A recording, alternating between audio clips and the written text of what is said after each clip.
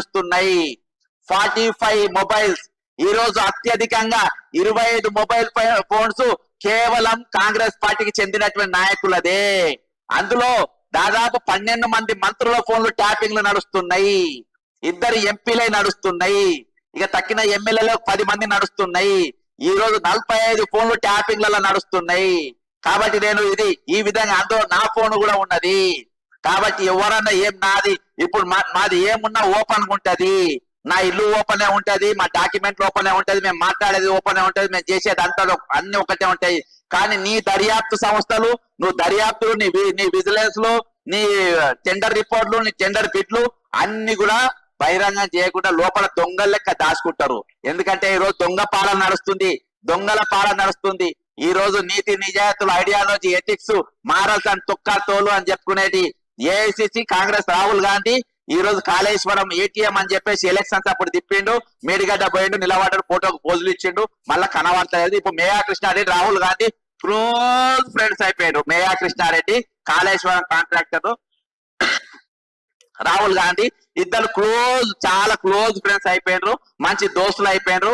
Adani Congress party కూడా మంచి దోస్తులు అయిపోయినరు. మేము ఇక్కడ తిడతాం, మీరు దోస్తులు కట్టుంది, మీరే దోస్తాన చేయండి, నేను ఇట్లనే తిడతా అని చెప్పేసి రాహుల్ గాంధీ, ప్రియాంక గాంధీ గారు ఒక దిక్కు తిట్టినట్టు యాక్టింగ్ చేస్తారు. ఇలా అదాని వస్తారు, బ్రహ్మాండంగా సోపత్ చేస్తారు. ఇంకోటి పోతే మరి మా పొంగిలేటి శ్రీనివాస్ రెడ్డి ఇంటి పైన ఈడీ రైడ్లు జరిగినాయి, పట్టుకున్నారు, పైసలు పట్టుకపోయిండ్రు, ఇన్ని కోట్లు దొరికినాయి, అన్ని కోట్లు దొరికినాయి అని చెప్పిండ్రు. ఇవాళ వరకు ఏమైందో అది కూడా తెలియలేదు. ఇది వీళ్ళ క్రెడిబిలిటీ. ఒక క్యాబినెట్ మంత్రి, క్యాబినెట్ కూర్చోవాల్సిన వ్యక్తి ఈ రోజు వర్క్ అనేది ఓపెన్ చెందాల్సిన వ్యక్తి నాకు సగం నీకు సగం అంటారా? నువ్వేం మంత్రివా నువ్వు? పొంగిలేటి శ్రీనివాస్ రెడ్డి ఇది నాకు సగం వరకు ఇరిగేషన్ ఏది మన కొడంగల్ ఇరిగేషన్ పడ్డది, నాకు సగం నీకు సగం, ఇక భూములు నాకు సగం నీకు సగం, ఆడ భూములు ఇస్తుండ్రు నీకు సగం. అసలు క్యాబినెట్ లో ఏ విధంగా పెట్టుకుంటు కాంగ్రెస్ పార్టీ నాయకులు కొత్త మన సిగ్గున్నదా? ఇటువంటి దొంగలను పెట్టుకోని, ఇటువంటి 420 పెట్టుకొని కాంగ్రెస్ పార్టీ రోజు సిగ్గుపడాలి. రెడ్ హ్యాండ్ సంచులతో దొరికినటువంటి దొంగను ఈ రోజు ముఖ్యమంత్రిగా చేస్తున్నారు. 4 పార్టీలు తిరిగినటువంటి వ్యక్తిని నువ్వు మంత్రిగా చేసుకుంటావు. అటువంటి 4 పార్టీలు తిరిగినటువంటి వ్యక్తికి ఈ రోజు రెవెన్యూ మంత్రి ఇస్తావు, ఆయన చేతిలో భూములు తీసుకుని మాట్లాడావు, ఎత్తుకపోతున్నాను తీసుకుంటున్నా. ఏ విధంగా వర్కులు తీసుకున్నారు?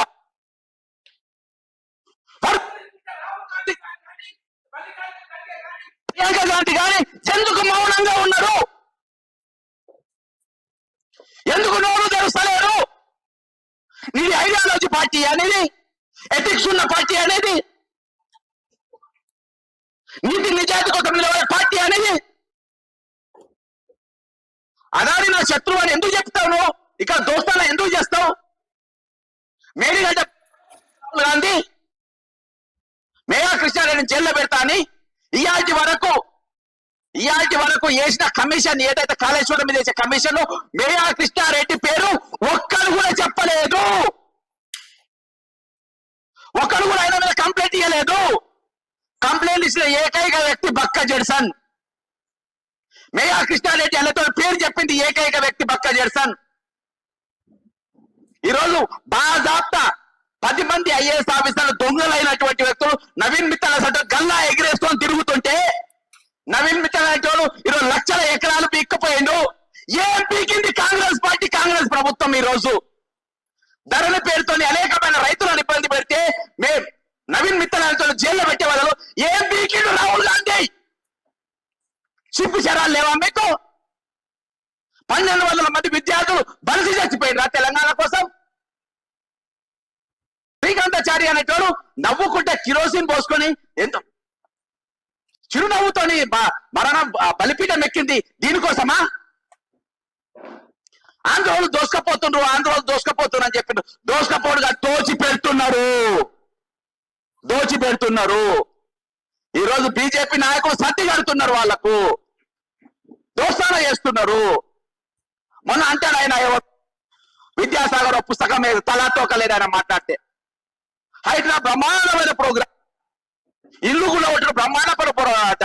నేను ఛాలెంజ్ చేస్తున్న విద్యాసాగర్ రావు అనేటువంటి ఒక్క ఇల్లు కూడా లేదు కాబట్టి భారీ డైలాగులు కొట్టిండు. ఇల్లు ఉంటే అర్థమయ్యేది. ఈరోజు చాలా బాధతోని చాలా వేదనతోని దాదాపు కొన్ని రోజుల పాటు సేకరించినటువంటి డాక్యుమెంట్లు ఛాలెంజ్ చేస్తున్న తెలంగాణ పోలీసుకు డ్యూటీ చేసే దమ్ముందా మీకు? దమ్ముందా? ఏసీబీ అడిషనల్ డైరెక్టర్ కు డీజీకి సవాల్ చేస్తున్నా, నీకు దమ్ముందా? ఏసీబీ గారికి దమ్ముందా? డీజీపీ తెలంగాణకి దమ్ముందా? దీనిపైన ఎంక్వైరీ చేసే దమ్ముందా? జైల్లో వేసే దమ్ముందా? దమ్ముందా? ఈ దమ్ము స్వీకరించగలిగే ఏకైక వ్యక్తి కొత్తగూడ శ్రీనివాస్ రెడ్డి ఉండే, కనవాలకుండా చేసిండు.